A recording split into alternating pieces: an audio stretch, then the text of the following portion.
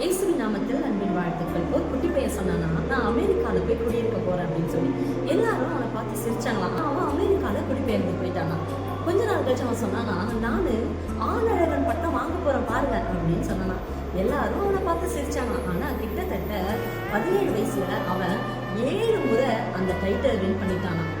அடுத்ததா அவன் சொன்னானா, நான் பெரிய சினிமா நடிகனா மாற போறேன் அப்படின்னு சொன்னானா. மக்கள் எல்லாருமே அவனை பார்த்து சிரிச்சாங்களாம். உண்மையாவே அவன் ஹாலிவுட்ல ஒரு பெரிய ஆக்டரா ஆயிட்டானா. அதுக்கடுத்து அவன் சொன்னானா, நான் அதிபரா ஆக போறேன் பாருங்க அப்படின்னு சொன்னானா. அதே மக்கள் அவனை பார்த்து சிரிச்சாங்களாம். ஆனா உண்மை என்ன தெரியுமா, கலிபோர்னியால அவன் ஒரு அதிபரா ஆயிட்டாரு. யார் தெரியுமா? அர்னால்டு.